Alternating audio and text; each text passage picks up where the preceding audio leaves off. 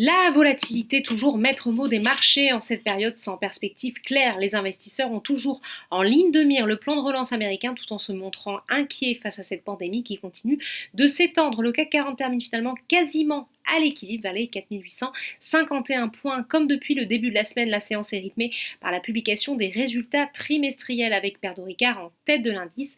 2 jours après son concurrent Rémy Cointreau, le groupe de vin et spiritueux dit espérer renouer avec la croissance de son chiffre d'affaires au second semestre de son exercice 2020-2021. Le titre progresse de 3,90%.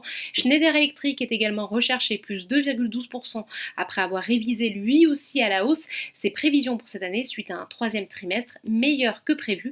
Il vise désormais un repli organique de son chiffre d'affaires compris entre 5 et 7% contre un recul de 7 à 10% anticipé précédemment. Dans le luxe après LVMH, c'est au tour d'Hermès de communiquer ses résultats du troisième trimestre. Le groupe annonce un rebond de ses ventes de 7% à taux de change constant contre un recul de plus de 41% au second trimestre. Toutefois, si la dynamique est toujours positive en Asie, le marché français est toujours très pénalisé par l'absence de touristes.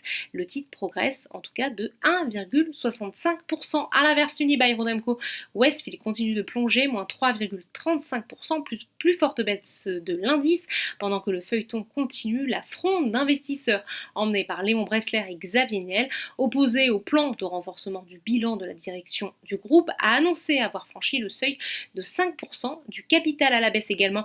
Atos, qui déçoit malgré la confirmation de ses objectifs financiers pour 2020, le groupe perd 3,12% sur le SBF 120. Ipsen gagne 7,40% malgré une croissance de son chiffre d'affaires pour le troisième trimestre en dessous des attentes. Le marché a en effet plutôt en ligne de mire le 1er décembre, date à laquelle le laboratoire pharmaceutique présentera ses perspectives de long terme. A contrario, Plasticonium dégringole de plus de 9% après un troisième trimestre moins dynamique qu'attendu. Outre-Atlantique, les investisseurs s'accrochent toujours à l'idée d'un accord sur un plan de relance. Au moment de la clôture parisienne, les 3 indices de la bourse de New York évoluent sans direction claire. Voilà, c'est tout pour ce soir. N'oubliez pas, toute l'information économique et financière est sur Boursorama.